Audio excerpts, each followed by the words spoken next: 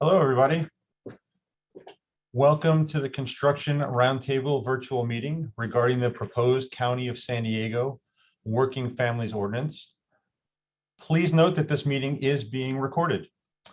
My name is Rich Grudman. I'm one of the chiefs of project management for the Department of General Services for the County of San Diego, and I'd like to thank you for joining us. You've all been invited to this meeting because the proposed Working Families Ordinance may potentially affect construction firms that will respond to bids or proposals over $500,000. As you can see, we have several people from the county on the call, all ready to listen to your feedback, including Marco Medved, the Director of General Services, Nicole Alejandre, Assistant Director of General Services, Jack Pellegrino, Director of Purchasing and Contracting, Andrew Strong, Director of Office of Equity and Racial Justice, Claudia Silver, Director of Ethics and Compliance, and many more, all of us ready to listen. Today, we will be conducting 5 poll questions throughout the meeting to help lead the discussion. Today, we are offering Spanish interpretation for the meeting. At this time, for all attendees, please select the globe icon at the bottom of your screen and select the language you would like to hear. Please select English if that is your choice as well.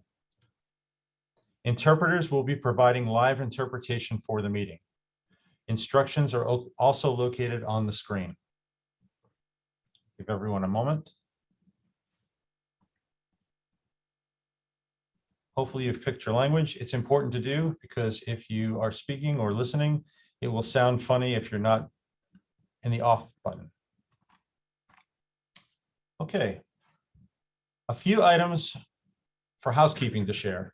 If you're having technical difficulty at any time, please put a note in the chat, accessed via the chat button at the bottom of the screen, and our IT team will work with you. We are recording the meeting chat, so if you have questions or comments, please place them there at any time. If we have time, we will address them during the course of the meeting. If not, we will send out responses via email. We will capture all comments for our staff report. In this roundtable, we are able to answer general questions as they pertain to the proposed ordinance. However, we are unable to advise on how the ordinance, if approved, will be applied to specific construction projects. Please note, the audience for this meeting are construction firms that have been previously awarded a contract over the $500,000 within the past 2 years. There will also be a public meeting on September 9th for any other organizations or individuals interested in providing input about the ordinance. So let's get to it. Why are we here? On July 13th, 2021, the county's Board of Supervisors considered agenda item 21, establishing fair employment standards on county construction projects and county-owned leased property. At that meeting, the board directed the county's chief administrative officer to return to the board in 90 days with a draft Working Families Ordinance, pre-qualification policy, proposed amendments to existing policies, and a report on the estimated impact of implementing the Working Families Ordinance on county construction projects and county-owned leased property. That is why we are here today, to gather input in response to the board's direction.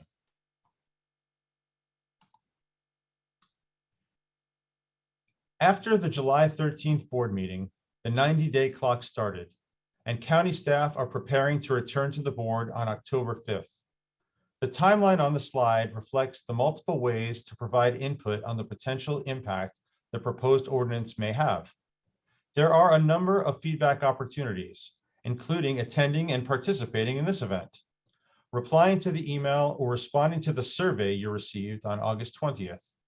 At any time, you can reach out to the Board of Supervisors to provide comment.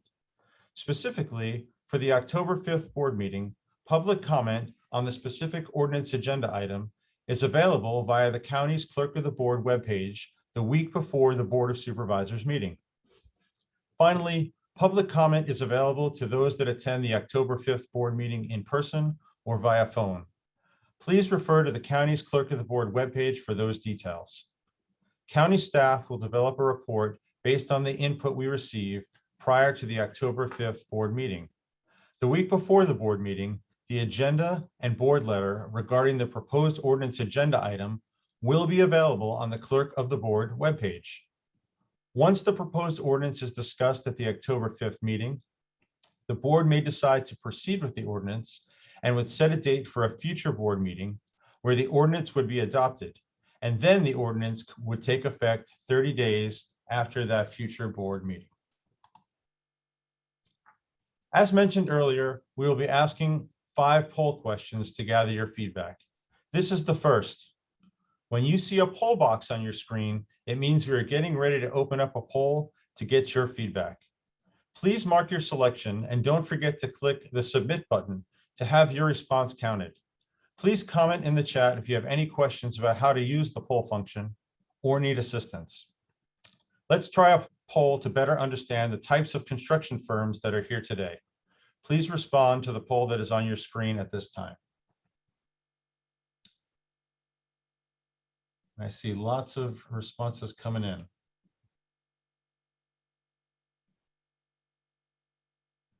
Looks like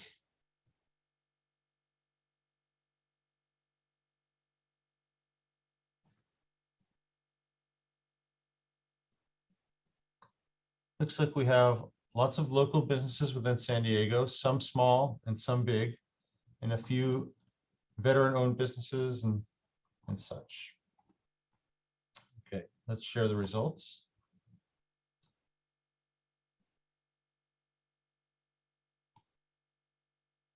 Okay, let's move on. Now we'd like to provide you an overview of the proposed ordinance. For those of you that have taken a look at the proposed ordinance or have it in front of you, these are the sections you may be familiar with. The proposed ordinance has 3 main components. Section 73.10. This section will be our focus today since it is specific to county construction projects. This section would require contractors and any related subcontractors who are awarded a contract over $500,000 to incorporate a skilled and trained workforce, pay the hire of prevailing minimum or living wage, and pay sick leave to all those employed on the contract. Section 73.11 is specific to those with real estate agreements on county-owned property. Section 73.12 includes a list of exceptions to the ordinance. Notable exceptions to the proposed ordinance include construction contracts less than $500,000 and job order contracts. In other words, those are not part of the ordinance. Additional sections include 73.13, which outlines that violations of the ordinance would be captured via reporting to the county's Office of Labor Standards and Enforcement. And finally, section 73.14, which documents that if sections of the ordinance are judged to be invalid, then those sections could be severed. Okay, our focus for the rest of the meeting is to hear from you. We'll have 4 poll questions to help guide that discussion, followed by an open forum where you will have an opportunity to speak. We will be summarizing the input provided today in the staff report to the board, and we'll be capturing the comments made in the comments section of this meeting. Let's pause here for a quick poll.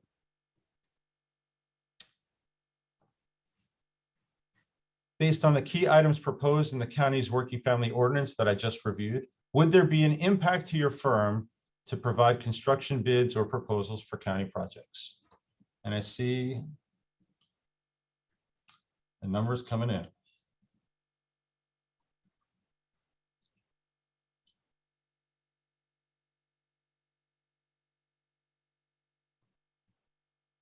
Just give it another minute, another couple seconds.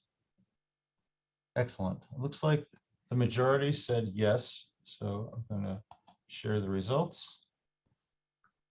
You can see that there potentially would be an impact based on your opinion.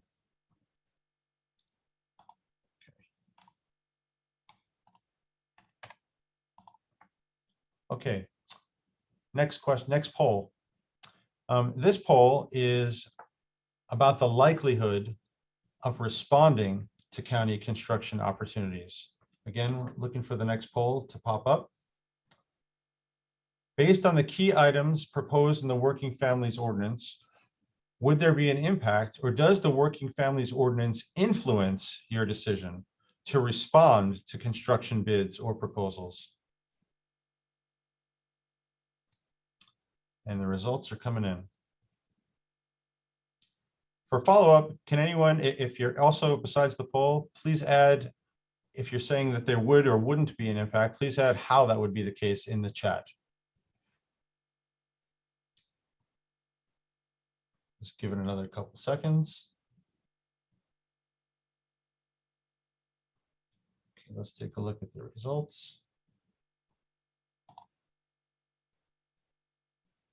So it looks like the majority either said that they are less likely to respond to county construction bids or proposals, or unknown at this time. Okay. Let's move on. Our next poll is specific to the potential impact to costs by the proposed ordinance. Please respond to the poll that is on your screen at this time. Are there other impacts related to costs that you anticipate you could tell us about? The question is, would there be any impact to the county costs to implement the Working Family Ordinance? In other words, would you as contractors pass on those costs to the county? And I'm just waiting for the results to come in.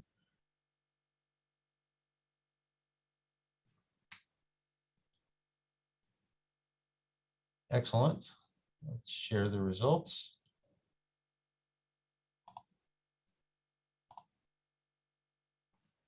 The majority of you stated that the cost to the county could potentially increase. Thank you. Okay, our last poll question is specific to implementing a new pre-qualification process. So in addition to the ordinance, the board requested staff to return with a pre-qualification policy and proposed amendments to existing policies to require prospective bidders and proposers on public works projects to pre-qualify prior to the submitting a bid or proposal. Please respond to the poll that is on your screen at this time. Are there other impacts related to pre-qualification that you anticipate that you could tell us about? Please put your comments in the chat. And I see the responses coming in. The question is, would there be any impact, or does having a pre-qualification process influence your decision to respond to construction bids or proposals? And looks like the majority of you have entered a response. And let's share the results. It's kind of a mixed bag on this one. Some of you thought the pre-qualification would have no impact. Some a little bit more likely, some a little bit less, some unknown at this time. I guess it would depend on what's in the pre-qualification policy, but we are working on that and at this time. Okay, let us move. Okay, thank you for participating in our poll questions. In addition to those, I'd like to remind you that an electronic survey was sent to you on August 20th to solicit your input on the potential impacts of the ordinance. Please complete the survey if you have not done so already. For those of you that have a comment now on anything you've heard, we'll now hear from you. After that, we'll check the chat for questions. Please use the raise your hand tool, and I will call on people by name in the order I see them. A friendly reminder is that we are sharing time as a group, so please keep your questions or comments concise. At this time, I don't see reason to set a limit. And remember, I may not be able to answer all of the questions that are asked, but we will do our best. So I do see hands coming up. I'm going to unmute you, and then I will ask you to speak.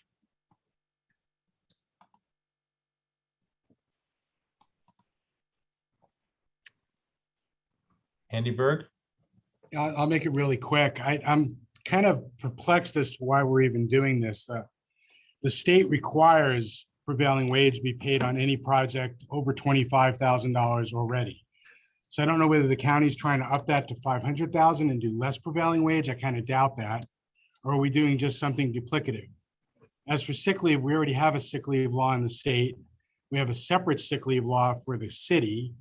And now the county wants to add a third sick leave law for contractors to try to navigate around. Doesn't seem to make much sense. And even the city gets a little bit of credit because they did their sick leave law before the state did their sick leave law. So I guess they can't be, accused of being duplicative. I just frankly don't understand what the point of any of this is. Everything you're talking about is already in the law. Well, The end of my comment. thank you.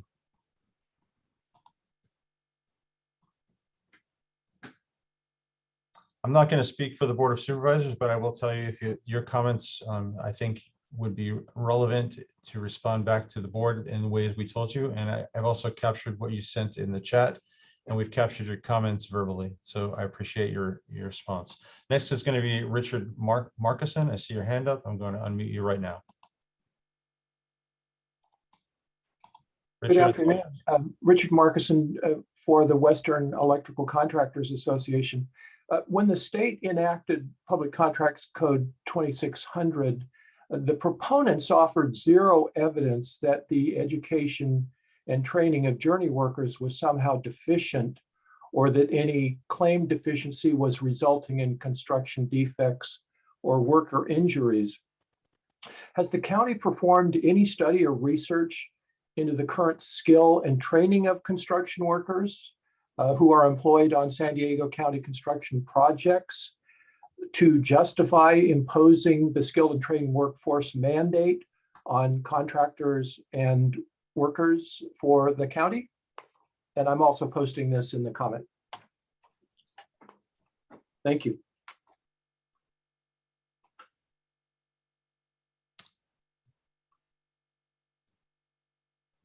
So my response is there's been no study done that I am aware of. But I appreciate your comment, and I think it would be excellent. We got it that you put it in the chat, and we will capture that and take a look at it. Are there any other hands up? Right now, I don't see anybody else wishing to speak. Okay, Josh Willis, I'll unmute you.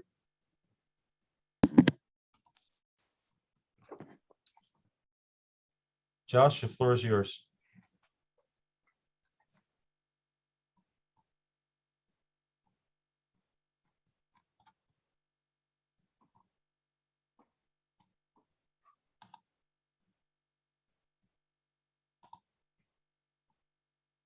Thanks. Can you hear me now? Yes. Great. I'm just real short. I just want to thank you for the opportunity, reaching out to us contractors that have done projects with the county over 500K in the last couple of years, and giving us the opportunity to chime in here and be a part of the conversation. So thank you so much. And I don't have anything else to say other than that. So appreciate it. You're welcome. Thank you. Okay, I see Ron Halbert. I'm going to unmute you. Ron, the floor is yours.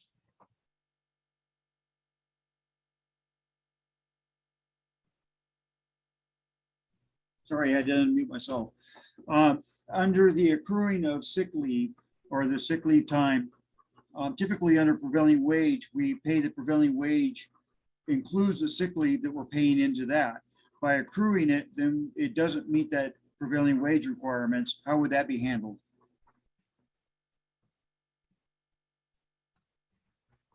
That is a question that we're going to have to do some research and get back to you on. Okay, thank you.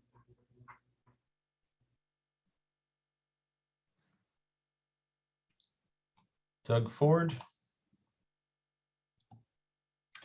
In line with the fact that it's paid under the benefit package, if you are a contractor with a collective bargaining agreement and you're paying to the union and then accruing it separately, if you're only working for, say, a month or two within the county, how are you supposed to track the accruing of it?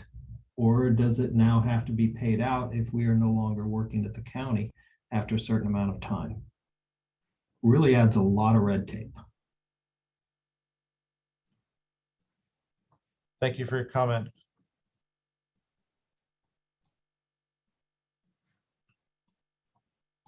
Okay, I see.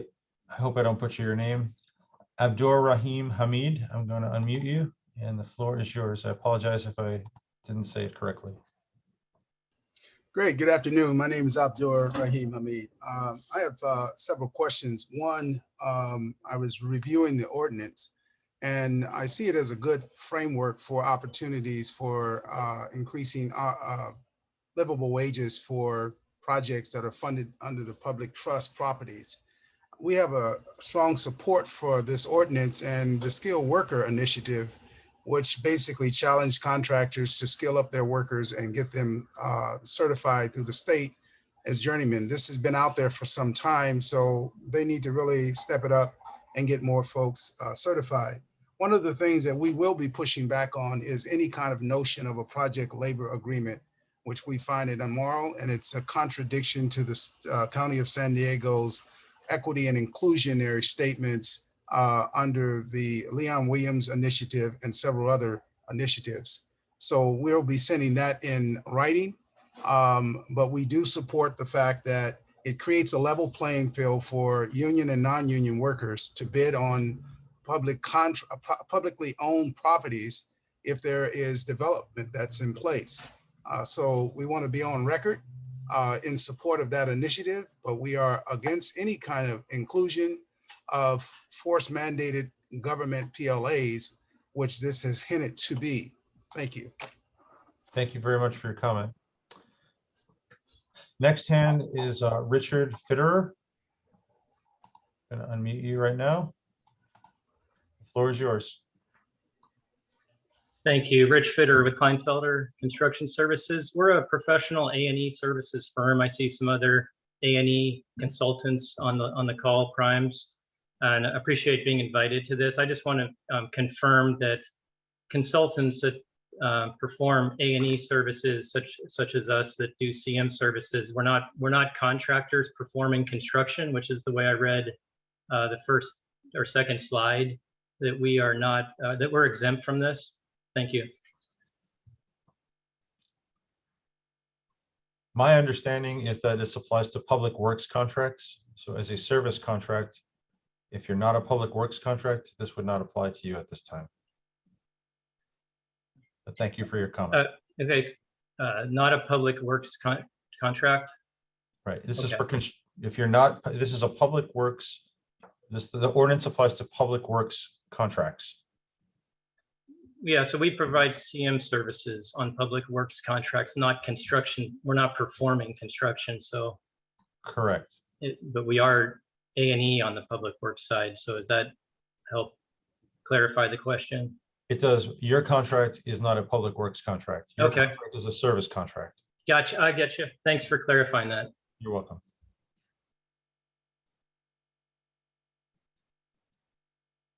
Anyone else have their hand up or would like the opportunity to speak?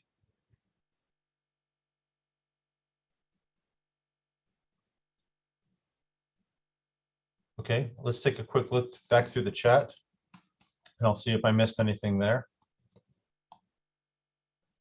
Any questions? Let's see. I see Andy Berg's question and you raised it and I appreciate that you put that in there.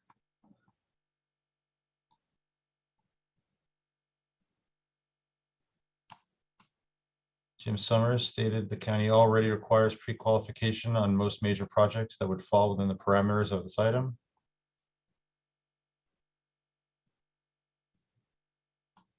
Lara Jennings stated it could depend on how many are pre-qualified, or assume talking about pre-qualification. Someone named Paul stated prevailing wage fringes cover everything in sick leave. This is creating additional unnecessary cost to taxpayers. Jim Summers states the county already requires payment of prevailing wages. There's also skilled and trained workforce requirements on most major projects now. Richard Markison's comments were, I believe, covered already. Lucas Rath stated, for consultant contractor, our process for paid sick leave and PTO is set up in accordance to state regulations. The county's operations differ from states, and we would have a separate for the San Diego County. All other state and local agencies have adopted state policy on sick leave. This would be another process for our company for only COS County of San Diego contracts. Okay. Lila said, is the county PW policy going to change where they're paid? Currently, Public Works is for on-site work only, not for off-site fabrication material plants. So does this new policy change this? I don't know the answer to that question, but we will go through the comments separately and reply back to people on emails.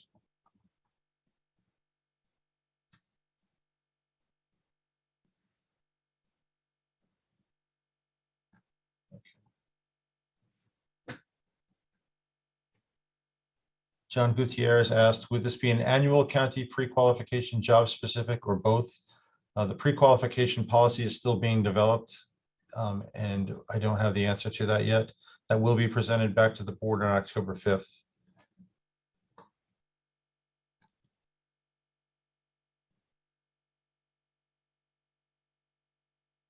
And the other comments, I believe, are prevailing. Thank you for clarifying, Lala. PW, she meant prevailing wage, not Public Works. So I'll reread your question. Is the county prevailing wage policy going to change where prevailing wage are paid? Currently, prevailing wage is for on-site work only, not off-site fabrication, materials, plant, lab work. Does this new policy change this?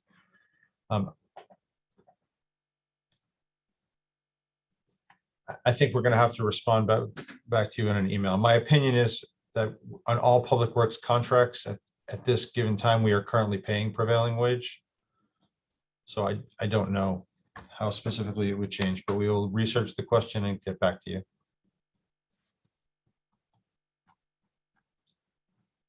Okay, that looks like it for the chat, and no one else has their hand up. So I would like to thank everyone who has taken the time to join us today and remind you again that the surveys that were sent out on August 20th as part of your invitation to this meeting, you can still fill those out by the end of the day today. I'd really appreciate it if you did do that. And thank you very much for attending. I hope you have a great weekend. So I got one more hand. Sorry, one more hand. And that is Abdur Rahim Hamidi. One more time. Floor is yours. Thank you. I'd asked a question from Andrew Strong, who's over the Office of Equity and Inclusion. What would his position be on a proposed PLA if this was to come forth with all county-owned projects in terms of equity and inclusion, and how does that play with that, where one is exclusive and one is inclusive?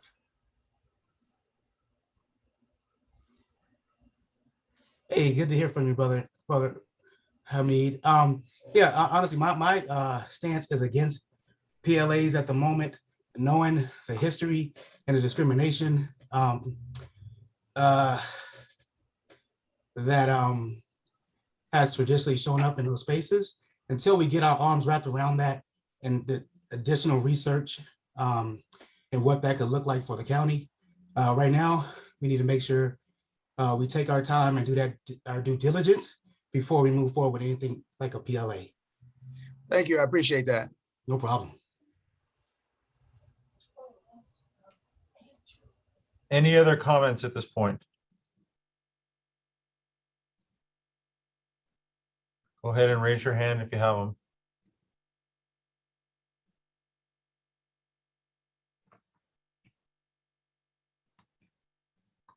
All right, well, again, I'd like to thank everyone who's taking your time to come and participate on this meeting. I think we got a lot of great feedback, and we will be using all that to help feed our report back to the board. Thank you again. Have an excellent weekend.